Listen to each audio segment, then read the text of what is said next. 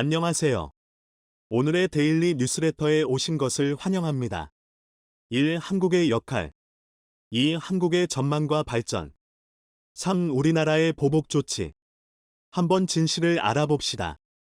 한국은 동아시아와 동남아시아를 포함하는 광범위한 지리적 영역인 지역 7초의 맥락에서 중요하고 다양한 역할을 수행하고 있습니다. 지역 7초는 종종 동아시아와 동남아시아를 포괄하는 용어로 사용되며 한국의 역할은 경제 개발 및 무역, 안보 및 평화 유지, 기술 연구 및 개발, 지역 협력 및 외교, 문화 및 교육과 같은 여러 측면을 통해 나타납니다. 20세기 초 국제 정세는 한국이 주도적으로 끼어들 자리가 없었습니다. 강대국들 간의 비밀 협상을 통해 동북아시아의 지정학적 순서가 결정되곤 했으며 대부분의 경우 한국은 소외된 자리에 놓여 있었습니다. 그러나 현재의 국제정치 판도는 변화하고 있습니다. 미국 내에서 한미일 간의 비공개 회담이 진행되며 중국과 러시아의 지정학적 영향력 변동을 고려하면 이번 회담의 결과는 매우 중요하다고 할 수 있습니다. 또한 이러한 변화의 중심에는 제7광구 문제가 있습니다. 미국 정가에서는 제7광구를 한미일 회담의 주요 의제로 삼을 것이라 예고하였습니다. 북도 문제와 통해의 표기가 일본해와 대립하는 명칭 문제와 같이 오랜 시간 동안 한일 갈등의 원인 중 하나였던 제7광구 문제가 미국의 중재 아래 해결 방안을 찾게 될지 국제사회의 관심이 집중되고 있습니다. 국토전략TV 한미일 3국 회담이 다가오는 가운데 이에 대한 기대감이 폭발적으로 높아지고 있습니다. 지난 시간 동안 한일 간의 긴장관계가 점점 격화되어 왔음에도 불구하고 국제사회의 눈길은 이번 회담을 통해 예상되는 한미일 간의 관계 변화에 집중되어 있습니다. 미국 하원 외교위원회의 민주당 간사 아니 베라 의원은 미국의 주요 싱크탱크인 전략국제문제연구소 CSIS에서의 대담에서 주목받는 발언을 했습니다. 그의 발언의 주제는 바로 제7광구에 관한 것이었습니다. 그는 한미일이 통칭국회의 제7광구에서 공동자원 탐사 방안에 대해 논의할 것이라는 분석을 공유했습니다. 과거 1974년에 체결된 한일 대륙붕 공동개발협정에 따라 제7광구는 한국과 일본 간의 공동 개발이 추진되려 했습니다. 그러나 일본의 일방적 거부 태도로 인해 협정의 진행은 지속적인 문제를 겪었습니다. 만약 이 협정이 2028년에 종료된다면 한일 양국은 제7광구의 해상 영토를 놓고 치열한 대결에 가능성이 높아질 것이라는 우려가 커지고 있습니다. 미국 제7광구 놓고 한일 간 중재 시작. 제7광구에 대한 일본 측의 일방적인 공동 탈사 중단은 한국과 일본 사이에 두드러진 이슈로 잘 알려져 있습니다. 때문에 제7광구 EEZ 자체를 한국이 손실하게 될 우려와 이로 인한 한일 간 마찰이 커질 우려가 있었습니다. 그런데 최근에 한미일 회의에서 본격 이 주제가 재차 부각되고 있는데 이에는 중국과의 지정학적 고려가 큰 영향을 미친 것으로 판단됩니다. 중국의 대만 및 일본, 오키나와에 대한 전략적 위협이 접차 증대되는 상황에서 미국은 한국과 일본 간의 긴장 완화를 목표로 활동하고 있습니다. 만약 중국이 대만이나 오키나와를 직접적으로 위협한다면 한국의 지정학적 중요성은 크게 상승할 것입니다. 특히 한국이 이러한 위기 상황에서 중립적인 입장을 유지한다면 일본에 배치된 미국의 전략적 자산들은 심각한 위험에 처할 수 있으며 이는 미국의 인도 태평양 안보 전략에 큰 타격을 줄 것입니다. 이런 맥락에서 제7광구와 같은 중요한 분쟁 지역에서 미국의 중재자로서의 역할 강화가 관측되고 있습니다. 중국 제7광구 개입하려다 무산된 상황. 1983년 운에서 발효된 해양법 협약 이후로 200캐리의 배타적 경제수역 EEZ 개념이 도입되었습니다. 이에 따라 한국이 제7광구를 적극적으로 수호하지 않을 경우 2028년 이후 해당 지역의 대부분이 중국과 일본에 의해 저류될 것으로 예상됩니다. 만약 제7광구의 EEZ가 세 국가에 나뉘게 된다면 한국의 저류 비율은 상대적으로 극히 낮아 중국과 일본이 대부분의 주요 부분을 차지할 것으로 보입니다. 사실 2028년이 도래하면 한국이 물력적인 방법으로 제7광구를 접유하지 않는 한 중국과 일본이 해당 지역을 주도적으로 나누게 될 것이라는 점은 국제법상 거의 확정된 상태였습니다. 그러나 2008년에 상황의 변화가 생겼습니다. 2008년 일본과 중국은 제7광구의 공동 개발 및 공동 수역 설정에 관한 할애를 추진하였고, 이로 인해 미국은 큰 영향을 받았을 가능성이 높습니다. 특히 한국이 이 할애에서 배제된 것은 일본이 제7광구에 대한 접유율을 높이기 위한 전략적 판단에 기인한 것으로 보였습니다. 하지만 이 같은 중국-일본 간 조약은 무산됐고, 이러한 사태는 미국의 안보 전략에 중요한 변화를 초래했습니다. 그 이유는 제7광구가 날중국해에서 한반도로 들어오는 직접 연결 통로인데, 그곳을 중국이 차지하게 되는 것은 이국의 전략적 이익에 부합하지 않기 때문입니다. 그 이후 미국은 제7광구 문제에 본격적으로 관여하기 시작했습니다. 현재의 동향을 통해 볼 때 미국의 전략적 이익과 맞물려 한국은 제7광구에서의 전략적 위치를 절차 확대하고 있는 것으로 평가됩니다.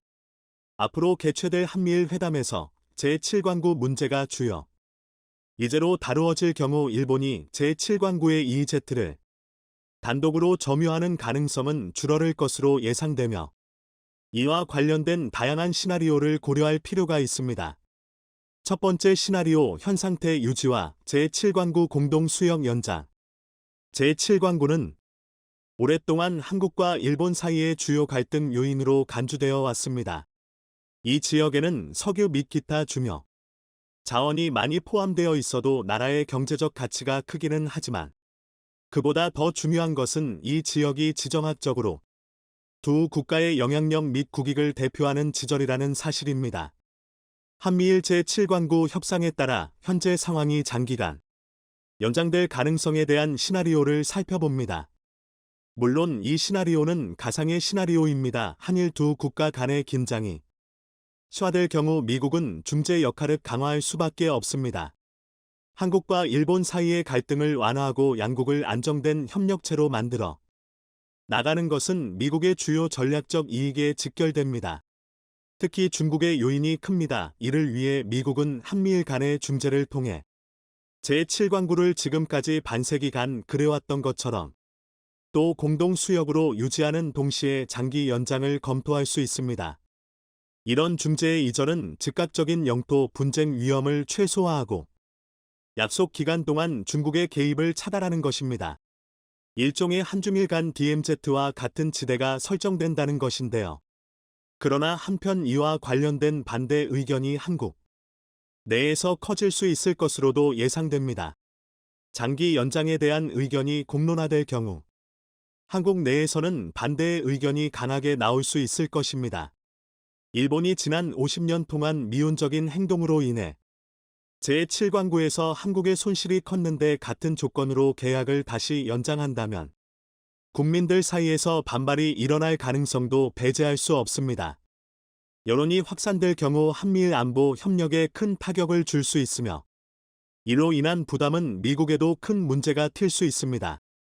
그렇지만 한일 양국 간에 제7광구 관련 협의가 원활하게 이루어지지 않는다면 양국 모두 양보할 여지가 없다는 입장을 취할 것입니다. 이러한 상황에서는 공동 수역 체제의 연장이 계속될 가능성도 완전히 배제할 수 없어 유력한 시나리오가 될 수 있습니다. 두 번째 시나리오 제7광구 분할 및 이어도 인공설 국제 인정. 제7광구의 지정학적 경제적 중요성으로 인해 한국과 일본 사이의 긴장은 계속해서 높아져 왔습니다. 이에서 촉발된 한일 간의 갈등은 미국의 안보, 패권에 현재 큰 위협으로 다가옵니다. 이렇게 중요한 해양 구역의 미래를 결정하기 위한 또 다른 시나리오는 제7광구의 양분할과 함께 이어도를 국제 공인된 한국령 인공서류로 인정받는 것입니다. 제7광구 분할의 장단점은 무엇일까요? 제7광구를 정확히 반반씩 분할하는 것은 한국과 일본 양국에게 모두 유리한 점이 있을 수 있습니다. 우선 제7광구는 원래 한일 간의 공동 개발, 즉 50대 50의 지분을 양국이 갖고 개발을 하고자 했던 조약이었습니다. 이 때문에 아예 절반을 나누자는 계획은 일각에서 합리적일 수 있다는 의견이 나올 수 있습니다. 이러한 제7광구 양분할은 양국의 국익을 고려한 결정으로 볼 수 있으며 이를 통해 지역의 안정성을 유지하고 더 큰 국제적 갈등을 예방할 수 있을 것이란 계산이 나올 수 있습니다. 그러나 이러한 분할안은 한국 내에서도 큰 논란의 여지가 있습니다.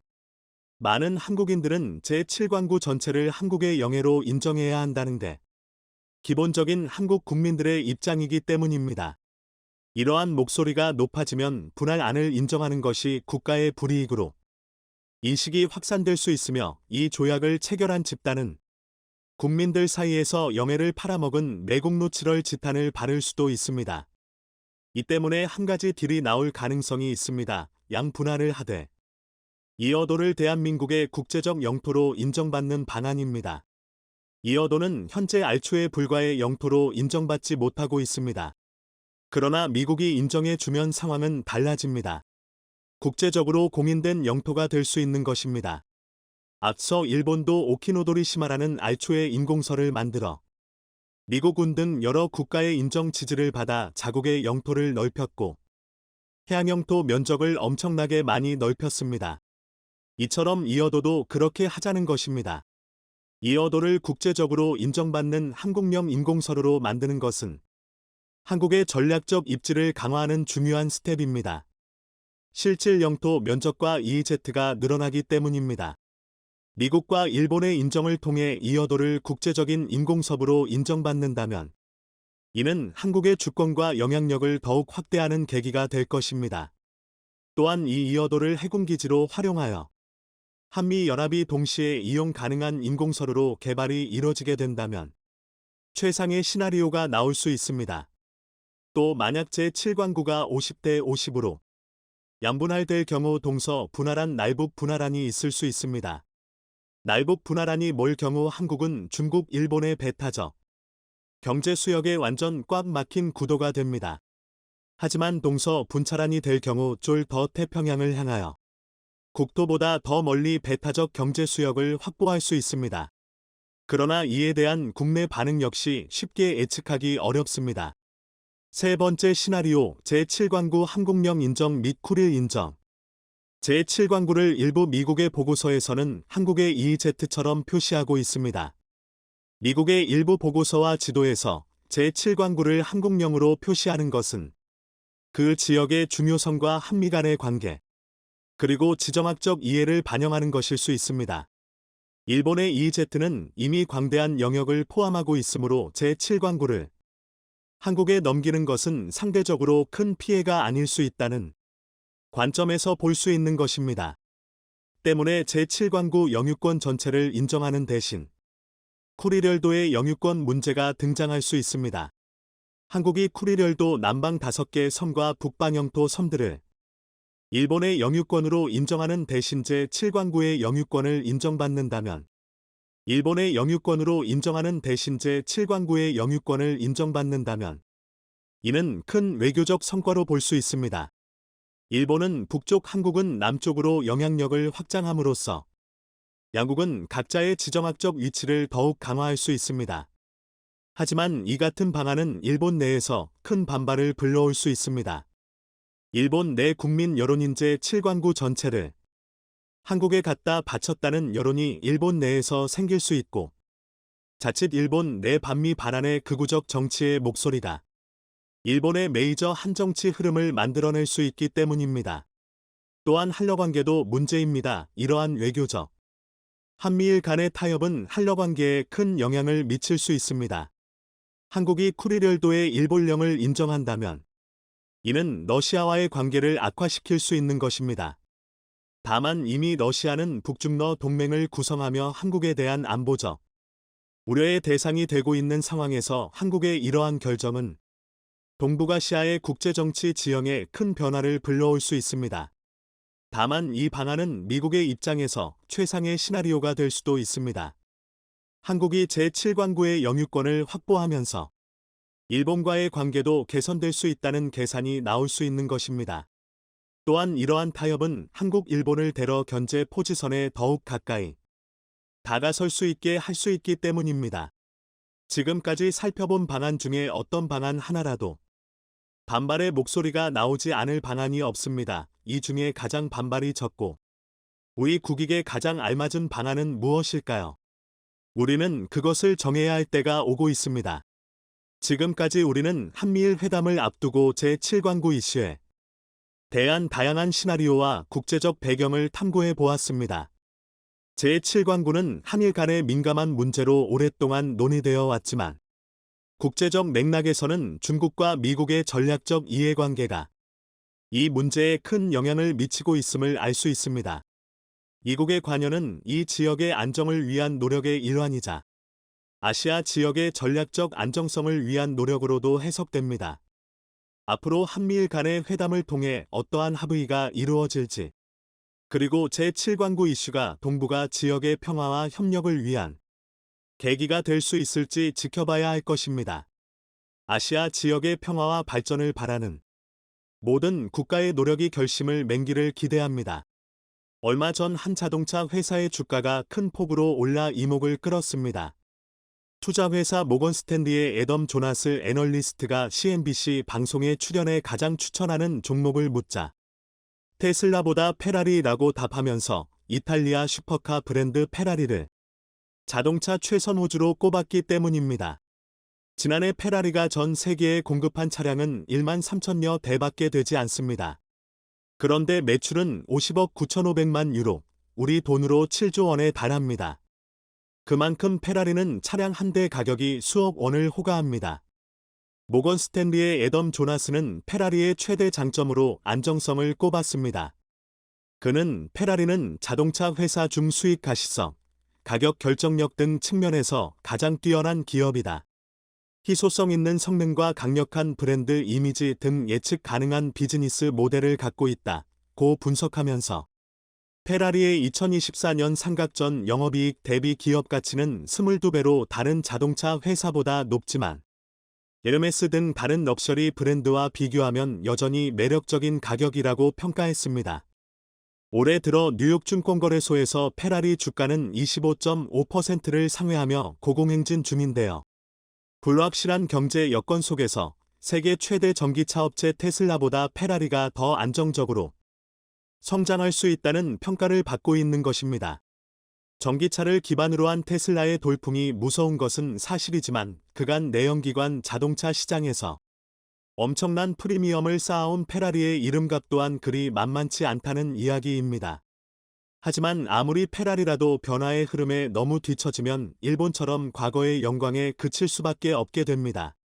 결국 페라리는 오는 2026년까지 전체 라인업에서 내연기관의 비중을 40%로 줄이고 하이브리드 모델과 순수전기차, BEV 모델 비중을 각각 55%와 5%로 확대할 계획을 밝혔지만 페라리의 첫 순수전기차는 2025년 출시 예정으로 확실히 다른 자동차 브랜드들보다 훨씬 늦은 것이 사실입니다.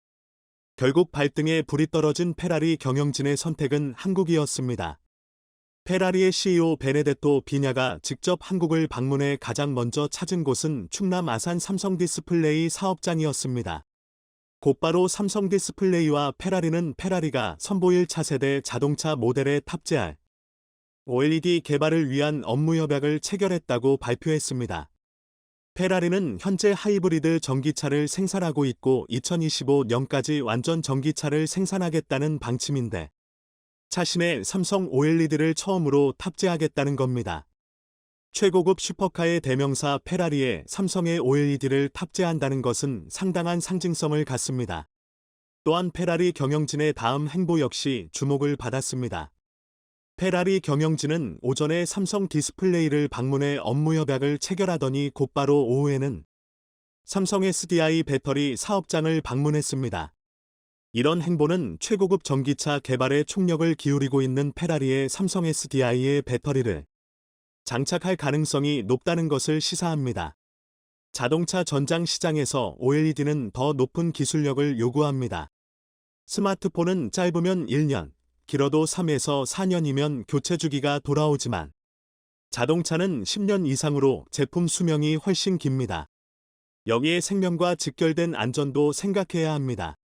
따라서 화면을 잘 보여주기 위해서 휘도, 즉 밝기가 밝아야 하고 잔상 등 OLED 특유의 단점도 줄여야 합니다. 이런 기술력이 필요한 자동차 전장에 까다롭기로 소문난 명품 브랜드 페라리가 삼성의 OLED를 선택함에 따라 삼성 OLED 역시 명품이라는 이미지 알릴 수 있기 때문에 서로에게 원원 전략입니다. 저렴한 중국산으로 도배를 한 테슬라와 정반대로 초프리미엄 한국산으로 페라리의 브랜드 가치를 이어 나가겠다는 의도인 것이죠.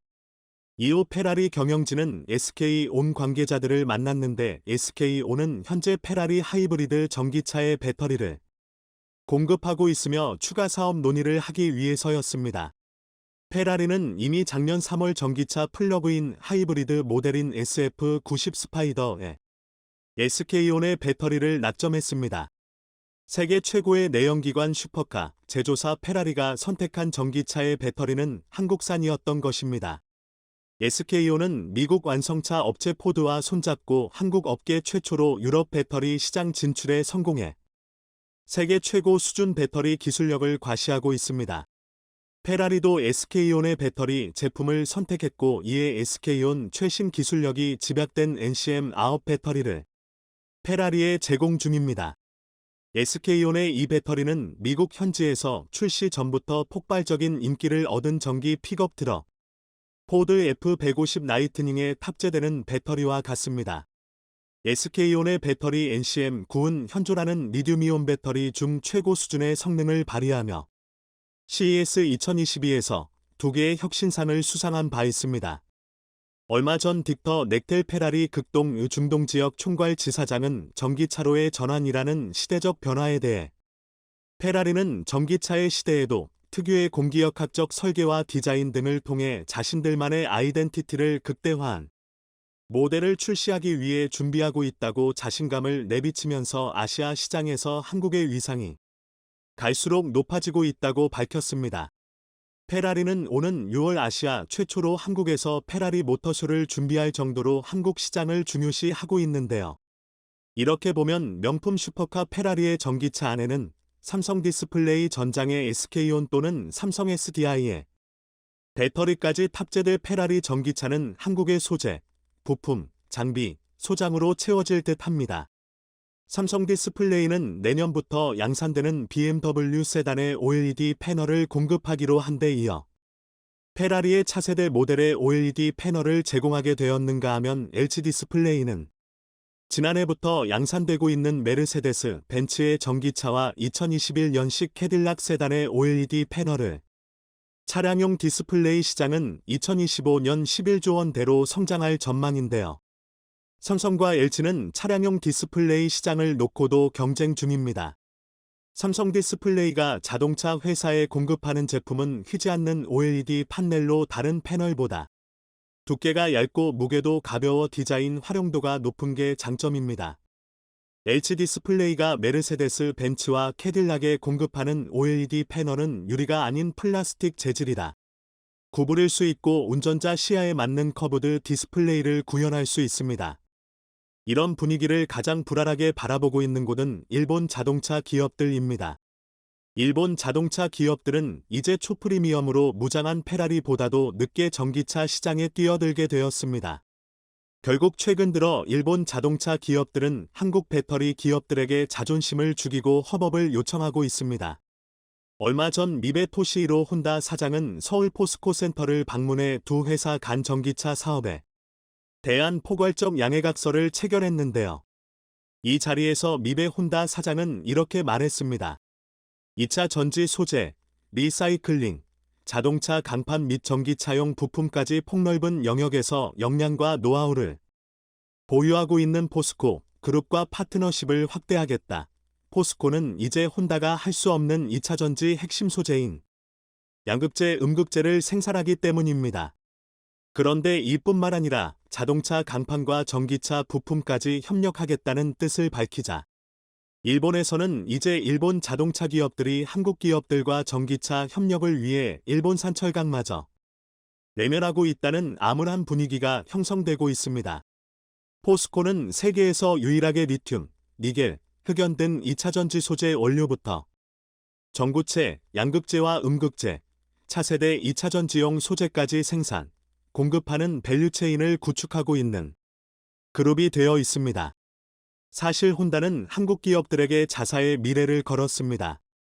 작년 8월 혼다가 LG 에너지 솔루션과 미국의 배터리 합작 공장을 짓고 무려 5조 원을 투자하기로 했다는 뉴스는 일본에서는 상당히 이례적으로 받아들여졌습니다.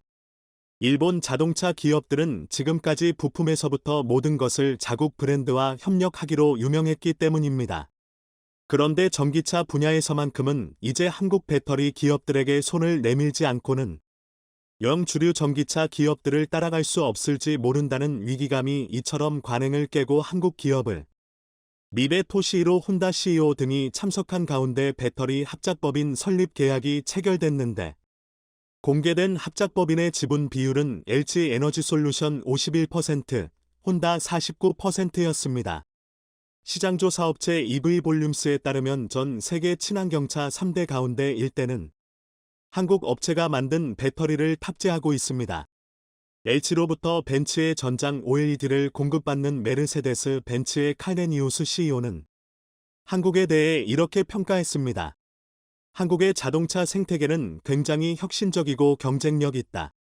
특히 한국의 배터리 제조사와 부품사들은 기술 측면에서도 글로벌 전기차를 선도하고 있다. 한국은 단순히 매력적인 판매 시장이 아닌 메르세데스 벤츠의 미래에 있어 필수 요소다. 통합 공급망 측면에서 한국은 벤츠의 가장 중요한 파트너 중 하나다. 자동차 산업에 상대적으로 늦게 뛰어든 한국 기업들에게 메르세데스 벤츠나 페라리는 한때 우리가 범접할 수 없는 회사들로 여겨졌지만 이제는 세계 최고 수준의 프리미엄 자동차들마저 한국의 기술로 채워질 날이 머지않은 것 같습니다. 이번에 일본이 한국의 뒤통수를 제대로 쳤습니다.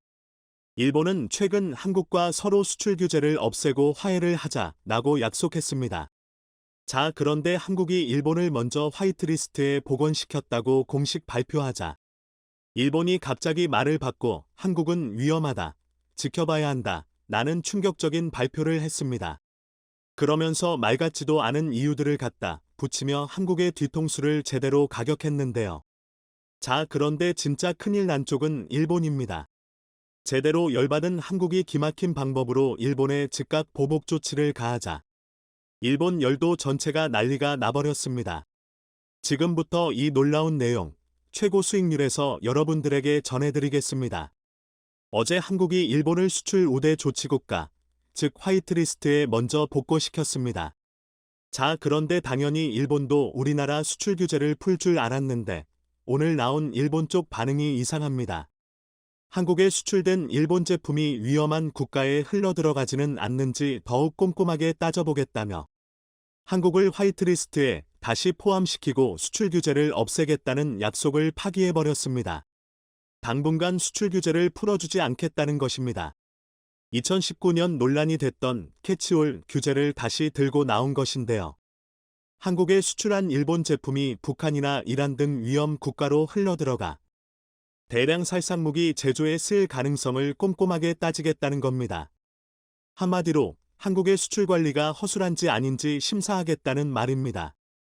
니시무라 야스토시 경제산업상은 한국의 재래식 무기 캐치올 운용 등 지금까지 과제였던 세계 품목 외의 폭넓은 분야에서 한국의 수출 관리 제도, 운용에 대해 더욱 실효성을 확실히 확인하려 합니다. 라며 무기에 사용될 수 있는 모든 품목에 대해 누가 어디에 쓸지 꼼꼼히 심사하겠다고 전했습니다.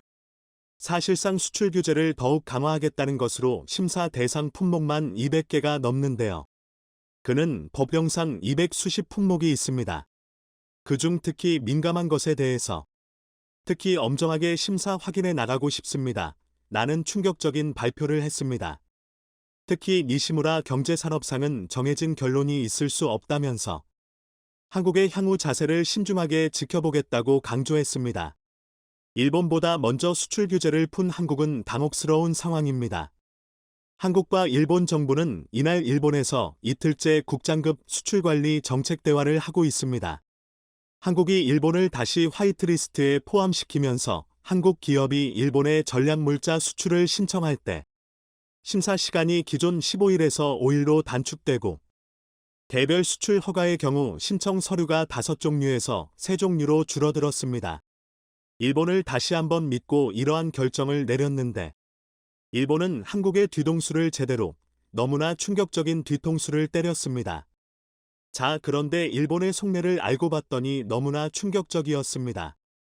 한국이 방사능에 노출되어 심각한 수준의 후쿠시마 농수산물을 수입해 문제가 없다고 홍보하여 한국인들에도 뿌리면 일본은 그제서야 한국에 대한 수출 규제를 풀어준다는 것이었습니다. 너무나도 충격적인데요. 지금까지 한국이 후쿠시마산 농수산물을 수입 금지하자 한국을 벤치마킹하는 수많은 국가들, 대부분의 동남아국들과 일부 유럽 국가들까지 일본산 수산물을 거부해왔는데요. 한국이 수입하기 시작해야 한국을 믿고 따르는 이 많은 국가들이 다시 일본산 수산물을 산다는 것입니다. 자, 그런데 일본의 바람과는 반대로 한국은 일본의 후쿠시마산 수산물 수입 금지를 다시 한번 천명했습니다. 앞으로 최소 수백 년은 일본 후쿠시마산 수산물이 한국인들의 밥상 위에 올라오는 일이 없다는 것입니다. 한국이 이렇게 계속해서 후쿠시마산 수산물을 금지시키자 세계 주요 외신들도 큰 관심을 가지고 대대적으로 보도하기 시작했는데요. 영국의 BBC는 후쿠시마 제1발전소에서 방사능 측정 업무를 맡았던 일본인 50대 남성이 방사선 피폭으로 사망했다고 대대적으로 보도했습니다. 한 전문가는 한국이 일본 후쿠시마산 수산물을 수입 금지한 이유를 알겠다며 미국, 유럽연합, 그리고 영국도 일본산 수산물을 한국처럼 보이콧해야 한다고 주장했습니다. BBC는 이어서 일본 보건복지부는 방사선과 의료진 및 전문가들로 구성된 위원회와의 회의 이후 사망한 근로자의 가족에게 피해 보상을 하기로 결정했다며 일본산 수산물이 얼마나 위험한지를 알렸습니다. 이뿐만이 아닙니다. 한국의 집요한 의심과 인맥을 총동원해 일본 후쿠시마 제1원전 방사능 오염수의 해양 방류 계획에 대한 안전성 검증팀인 국제원자력기구 IAEA에 한국이 참가했는데요. 일본은 원래 한국을 빼놓고 하자고 계속해서 주장했지만 한국이 승리했습니다. 결국 국제원자력기구에 한국이 참여하게 되었고 일본이 감추려던 충격적인 것을 한국이 찾아냈습니다. 수중 로봇 탐사선이 촬영한 일본 후쿠시마 제1원자력발전소 1호기의 원자로 내부입니다.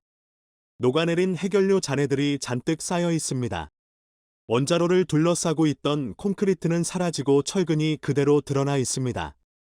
이 영상을 정밀 분석한 도쿄전력은 원자로 압력용기 바닥에 구멍이 뚫렸을 가능성이 높다고 원자력규제위원회에 보고했습니다. 영상의 검은 빈 공간처럼 보이는 곳이 있는데 원래는 제어봉으로 막혀 있어야 한다는 겁니다. 원자로 압력용기 안에는 핵연료봉 다발이 들어있고 그 아래로 핵분열을 조절하는 제어봉들이 연결돼 있습니다. 그런데 이 제어봉들이 손상되거나 떨어진 것이 영상에서 확인됐고 원자로 바닥에 여러 개의 구멍이 뚫렸기 때문으로 보인다는 설명입니다. 미조가미 시냐 도쿄전력 부장은 제어봉 일부는 있어야 할 곳에 없다는 상황이 확인되었습니다. 라고 전했습니다. 더 충격적인 점은 원자로 내부 콘크리트 손상이 심한 만큼 후쿠시마 지역에 또다시 강한 지진이 발생할 경우 원자로가 아예 붕괴해버릴 우려가 있다고 전문가들은 지적했습니다. 또 한 번 더 충격적인 후쿠시마 원전 폭발 사고가 지금 당장이라도 충분히 일어날 수 있다는 것이죠. 이렇게 한국의 집요함 덕분에 허점을 찾아냈고 결국 도쿄전력도 인정했는데 일본 정부만 이를 인정하지 않고 오염수 방류를 강제하려 하고 있습니다. 일본은 왜 이렇게 위험한 무리수를 더 가면서까지 이렇게 오염수를 방류하려 하는 것일까요? 삼중수소는 반감기가 12년이라서 육지에서 24년간 보관한 뒤 방류하면 위험성이 4분의 1로 줄어드는 셈인데 일본은 지금 당장 이 원전 오염수를 방류하려 하고 있습니다. 일본의 속내는 결국 돈이었습니다. 다액종 제거 설비 ALPS 소위원회 보고서에 따르면 일본 내 처리 방식인 오염수 지하 매립에는 2,431억 엔이, 수소 배출에는 1,000억 엔이, 수증기 배출에는 349억 엔이 필요한 것으로 계산됐습니다. 그런데 해양 방류에는 증기 배출의 10분의 1 수준인 34억 엔만 필요했습니다. 바다 방류의 비용 절감 효과는 장기 저장과 비교할 때 더욱 두드러집니다. 일본 민간 싱크탱크인 일본경제연구센터는 2019년 오염수를 방출하지 않고 저장했을 때 원전 폐로 시점 2051년 예상까지 81조 엔이 필요하다고 분석했습니다. 네, 그렇습니다. 일본은 오염수를 지금까지 저장해왔는데 이를 바다에 뿌려버리면 810조 원을 아낄 수 있다는 것입니다. 자, 그런데 일본이 아낀 810조 원은 고스란히 주변국들의 더 많은 피해로 다가옵니다. 일본이 원전 오염수를 바다에 버리면 우리나라는 직접적인 피해를 볼 것으로 보입니다. 원전 오염수는 바다에 버려지는 순간 북태평양 해류와 쿠로시오 해류를 타고 태평양을 한 바퀴 돌아 우리나라 인근 해역으로 유입됩니다. 조사기관이나 전문가에 따라 오염수가 도달하는 기간의 차이가 있긴 하지만 대체로 방출사에서 5년 뒤에는 영향을 미친다는 것이 일반적입니다. 이와 관련 독일 헬무홀츠 해양연구소가 국제학술지 환경연구레터스에 발표한 후쿠시마 앞바다에서 태평양으로 방류된 세슘 137의 장기화학 모델 시뮬레이션 논문에 따르면 원전에서 방류된 세슘 137은 후쿠시마 원전 앞바다에 흐르는 쿠로시오 해류와 만나 러시아 쪽으로 이동, 북태평양 해류와 캘리포니아 해류, 북적도 해류를 타고 북미 연안, 적도, 아시아를 거쳐 약 4년 만에 우리나라 동해에 도착했습니다. 일본은 바다에 뿌려 810조 원을 아끼는 대신 한국은 이 일본의 오염수 때문에 1,000조 원이 넘는 피해를 입을 수 있다는 것입니다. 자, 그런데 한국이 해외 모든 네트워크를 총동원해 이 사실을 적극 홍보에 나섰고 이니 유럽연합과 아세안은 한국의 편에서 일본의 해양 오염수 방류를 반대한다고 공식 발표했습니다. 일각에서는 일본이 방류를 하는 대신 주변국에 그에 합당한 배상을 해야 한다고 주장하고 있는데요. 예상 못한 전개에 일본 정부는 망연자실해하고 있습니다. 시청해 주셔서 감사합니다.